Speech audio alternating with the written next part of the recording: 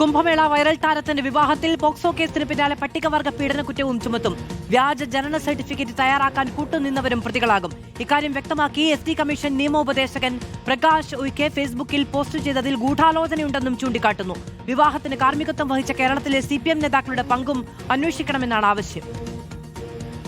ഇക്കഴിഞ്ഞ മാർച്ച് 11-നാണ് ഇരുവരുടെയും വിവാഹം അരുമാനൂർ നയനാർ ദേവക്ഷേത്രത്തിൽ വെച്ച് നടന്നത്. പിന്നാലെ നടിയുടെ പിതാവ് പട്ടികവർഗ കമ്മീഷന് പരാതി നൽകി. തുടർന്ന് നടത്തിയ അന്വേഷണത്തിൽ പെൺകുട്ടിക്ക് പ്രായപൂർത്തിയായിട്ടില്ലെന്ന് national commission for scheduled tribes കണ്ടെത്തുകയായിരുന്നു. മഹേശ്വർ പോലീസ് ഭർത്താവ് ഫർമാൻ ഖാനെതിരെ പോക്സോ വകുപ്പ് പ്രകാരം കേസെടുത്തു.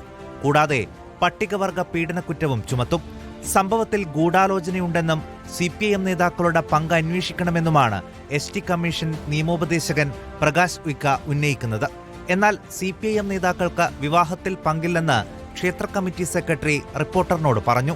അപ്പൊ ആധാറിൻ പ്രകാരം അവർ പ്രായപൂർത്തിയായിട്ടുണ്ട്. പിന്നെ ഏറ്റവും പ്രധാനം, പഞ്ചായത്തിൽ നിന്ന് ഇത് വെരിഫൈ ചെയ്തു. KDISC സർട്ടിഫിക്കറ്റ് കൊടുത്തു മാരേജ്. പക്ഷേ KDISCുകാർ അങ്ങനെയല്ല. അവർ മധ്യപ്രദേശിലെ ഇത് ആധാർ മെയിൽ അയച്ചു, അതിന്റെ OTP എടുത്തു, അങ്ങനെയാണ് കൊടുത്തത്. വിഷയത്തിന്റെ ഗൗരവം പരിഗണിച്ച് കേരള മധ്യപ്രദേശ് DGPമാരോട് ഈ മാസം 22-ന് ഡൽഹിയിൽ നേരിട്ട് ഹാജരാകാൻ കമ്മീഷൻ ആവശ്യപ്പെട്ടിട്ടുണ്ട്. റിപ്പോർട്ടർ, തിരുവനന്തപുരം.